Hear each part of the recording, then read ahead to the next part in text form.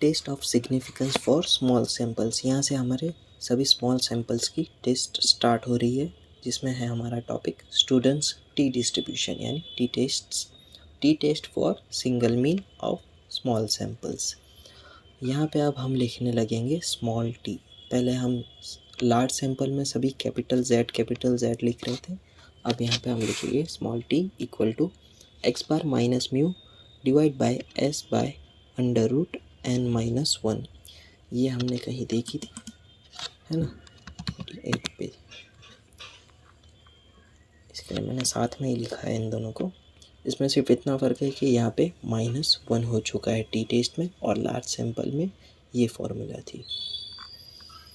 और अब आते हैं 20 पे, और यहाँ पे इसकी दो फार्मूला है। एक ये वाली जहाँ पे स्टैंडर्ड डिविएशन की जगह पे हमने यहाँ पे मीन यानी म्यू लिखा है, ठीक है। और यहाँ से अब हमारा क्रिटिकल वैल्यू में भी अब चेंज होना स्टार्ट हो रहा है, जिसमें होगा हमारा v equal to n-1। v क्या है, डिग्री ऑफ फ्रीडम या df भी लिख सकते हैं उसको हम। v को हम t अल्फ़ा में एज अ टेबल में देखेंगे। v की वैल्यू जो रहेंगी उसके ऊपर से हम अल्फ़ा की वैल्यू देखेंगे और उस पे से टेबल पे से वैल्यू फाइंड करेंगे।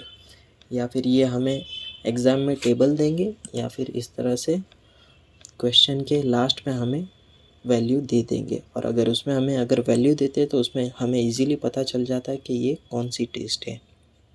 जैसे कि ये टी लिखा है यानी ये टी टेस्ट में से कोई एक का टाइप है, और यहाँ पे Z लिखा है मतलब लार्ज सैंपल में से किसी एक टेस्ट है। और यहाँ पे F है तो F तो एक ही टेस्ट है। और यहाँ पे एक वेरिएशन नहीं, ये भी V लिखा हुआ है शायद, ठीक है, ये बाद में देखते हैं अभी। और ये हमारा स्टैंडर्ड डेविएशन की फॉर्मूला है जो हमने चैप्टर 3 में देखा, और एक्स बार की भी, ठीक है। आइडेंटिफाई कैसे करना है क्वेश्चन में कि हमें ये वाली फॉर्मूला अप्लाई करनी है स्टैटिस्टिक्स में। पहला तो ये लिखा है टी टेस्ट, क्यों लिखा है यही इंडिकेट कर रहा है हमें। अगर क्रिटिकल वैल्यू दी गई है क्वेश्चन में तो हमें पता चल जाएगा ये टी टेस्ट में से किसी एक का टाइप है। और n होगा हमारा <30, n हमारा इसमें एक ही होगा। और ये सबसे तो अब हम वाकिफ़ है ही, ये क्या है, small sample standard deviation, small sample, हाँ स्मॉल ही रहेगा अब इसमें, सैंपल स्टैंडर्ड डेविएशन। और ये है सैंपल मीन, और ये है पॉपुलेशन मीन या सिर्फ ओनली मीन, ठीक है। इसमें भी वही लिखा है म्यू यानी सिर्फ इसमें मीन लिखा है। क्वेश्चन 1 पे आते हैं। Machinist is making engine parts with axle diameter of 0.7 centimetre. इसमें कुछ नहीं लिखा है तो हम एज अ लिख देंगे म्यू। अगर नहीं पता चल रहा है तो कुछ नहीं, इसको अभी साइड में कर दो। सेकंड सेंटेंस पे आ जाओ। A random sample of 10 parts shows a mean diameter of ये। तो इसमें हमें एक वर्ड दिखा होगा जो मैंने कैपिटल कर दिया है, सैंपल, यानी ये है हमारा एक्स बार। अब ये क्या बचा, ये होगा mu with a standard deviation, ये भी हमारा small S equal to 0.04। Compute the statistics you would use to test whether work is meeting the specification at 0.05 level of significance। अब यहाँ से कंपेयर करते, टी टेस्ट तो हमें यहाँ पे नहीं लिखा है। हमारा n जो है, n का क्या 10 पार्ट्स, वो लेस देन है, ये कंडीशन ट्रू।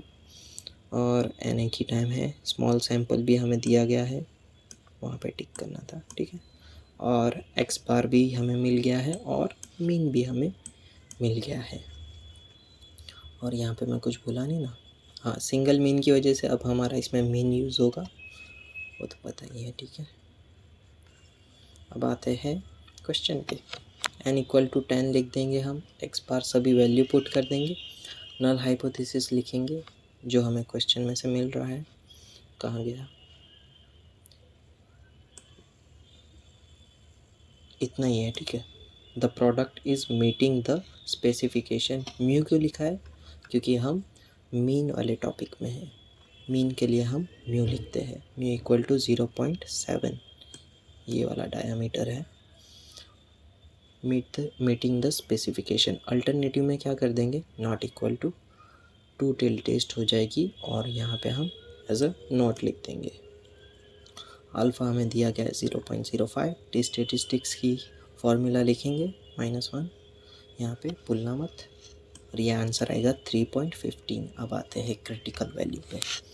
क्रिटिकल वैल्यू क्या है, n-1। n हमें कितना दिया है 10, 10 - 1 9। और अब हमें ये देखना है कि किस तरह से हमें ये देखना है टेबल में। क्या है इसका, control T, control T, page number नहीं यार, परफेक्ट परफेक्ट।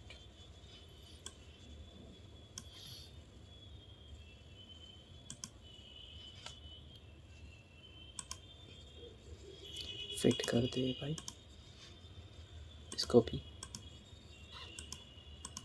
ठीक है। हमें क्या फाइंड करना है, v = 9। यहाँ पे ऊपर आ जा, तो v की लाइन में हमें जाना है और 9 पे गए, ठीक है। और हमारा t चाहिए 0.05 पर, किसका, 1 टेल या 2 टेल का।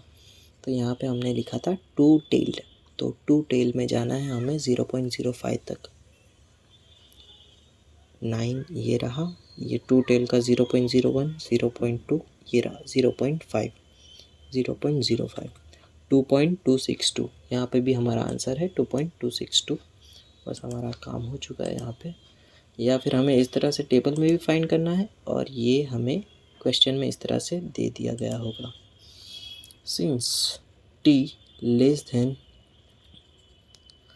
t अल्फ़ा, ठीक है, सॉरी ग्रेटर देन है, हमारा t जो है वो ग्रेटर देन t अल्फ़ा है। इसके लिए हमारी हाइपोथेसिस रिजेक्ट हो रही है eight the 5% of level of significance. The product is not meeting the specification. Alternative hypothesis में जो सेंटेंस था वो लिख देना है। क्वेश्चन 2 ये S22 यानी समर 22 में पूछा गया था, यही है, ठीक है। कब से इसका ही एग्जाम्पल दे रहा था। इसमें हमें लास्ट में वैल्यू दे दी थी इन्होंने। आते हैं यहाँ पर, 10 objects are chosen at random from a large population and their weights are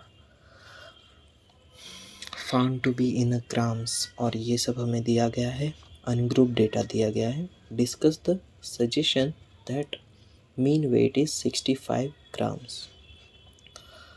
तो हमें इसमें क्या दिया गया है, 10 ऑब्जेक्ट्स यानी n = 10, और यहाँ पे हमें दिया गया है म्यू। और ये हम आइडेंटिफाई कैसे कर पाएंगे, इसमें तो बहुत ही कम, सिर्फ ये मैच हुआ है और ये मैच हुआ है, और ये दोनों तो अभी हम फाइंड करेंगे, ठीक है। कैसे फाइंड करेंगे और फाइंड क्यों करेंगे, पहली बात तो ये, क्योंकि हमें अनग्रुप डेटा दिया गया है और अनग्रुप डेटा से हम x बार और स्टैंडर्ड डेविएशन फाइंड कर सकते हैं। तो ये हम कैल्सी से भी फाइंड कर सकते हैं और इस तरह से भी फाइंड कर सकते हैं। तो कैल्सी से किस तरह फाइंड करते हैं वो मैं प्लेलिस्ट में एक कैल्सी की प्लेलिस्ट बनाऊंगा, उसमें सभी वीडियो डाल दूंगा, उसमें से देख लेना डायरेक्ट हम कैल्सी से कैसे फाइंड करते हैं। ये अनग्रुप डेटा है तो इसके लिए हमारा फार्मूला रहेगा ये वाला, सभी एलिमेंट्स लिख देंगे, डिवाइड बाय 10, आंसर मिलेगा हमें 67 ग्राम्स। और यहाँ पे क्या है, स्टैंडर्ड डेविएशन फाइंड किया है, √समेशन x - x बार का स्क्वायर डिवाइड बाय n। तो इसमें क्या किया है, 63 लिया मैंने, -67 किया तो हो गया -4, और इसके लिए स्क्वायर चाहिए तो मैंने यहाँ पे स्क्वायर कर दिया। सेम इसमें भी वही चीज़ है, 64 - 67 यानी -3 आया और उसका भी स्क्वायर। सेम यही चीज़ करते जाना, यहाँ पे आएगा अंडर यहाँ पे पहले अंडर में इसका प्लस कर देना, फिर इसका अंडर निकालना, तब जाके आंसर आएगा 2.966। नल हाइपोथेसिस में हम क्या करेंगे, जो हमें दिया गया है ये इतना ही है ना, ये लिख देंगे μ = 65 grams, that there is no significant difference in the mean weight of the sample and population। Alternative में हम not equal to two tail test, और यहाँ पे लिख देंगे यही, सिर्फ यहाँ से नो हटा दिया है हमने और ये इसका सेंटेंस बन गया है। लेवल ऑफ सिग्निफिकेंस हम एज्यूम कर लेंगे 0.05 ग्राम, ये ग्राम है ना, हाँ ग्राम है। टेस्ट स्टेटिस्टिक्स की फॉर्मूला अप्लाई करेंगे हम ये वाली, और इस पर हम सभी वैल्यू पुट कर देंगे तो आंसर मिल जाएगा हमें 2.023।